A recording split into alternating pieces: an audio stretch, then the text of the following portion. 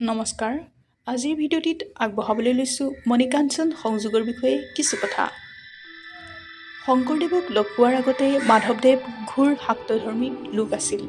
এবাৰ মাকৰ অসুখ হোৱাত তেওঁ দেৱীৰ আগত 2টা ছাগলী বলি দিম বুলি প্ৰতিজ্ঞা কৰিলে যদিহে মাকৰ অসুখ ভাল হয়। তেওঁ যেতিয়া ছাগলী 2টা আনিবলৈ নিজৰ ভনী জোঁৱায়েক ৰামদাসক পাছিলে, ভনী জোঁৱায়েকে তেওঁৰ কথা নুশুনি ক'লে যে বলিবিধান অপ্ৰয়োজনীয় প্ৰথা আৰু ইয়াৰ পৰা কোনেও সুফল নাপায়।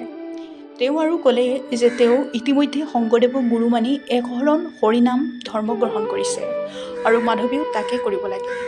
এই কথা শুনি মাধৱদেৱে ক্ৰোধিত হয় আৰু শংকৰদেৱৰ ওচৰলৈ গৈ তেওঁৰ যুক্তিতৰ্ক আৰম্ভ কৰিলে। মাধৱে আগমৰ যুক্তি আগবঢ়ায় আৰু গুৰুজনাই নিগমৰ যুক্তিৰে খণ্ডন কৰে। এনেদৰে 3 প্ৰহৰ তৰ্কযুদ্ধ হ'ল।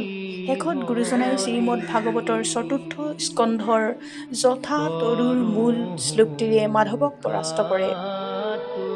শ্লোকটিৰ অৰ্থ হ'ল গছৰ গুৰিত পানী দিলে ডালপাত সকলোৱে পায়, ডালপাতত দিলে কোনেও নাপায়।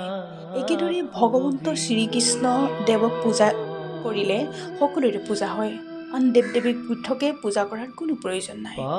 শ্ৰীমন্ত শংকৰদেৱৰ যুক্তিৰ ওচৰত হাৰ মানি মাধৱে তাৰাক গুৰু ভজি তেওঁ প্ৰৱৰ্তন কৰা একশৰণ হৰিনাম ধৰ্মত শৰণ ল'লে।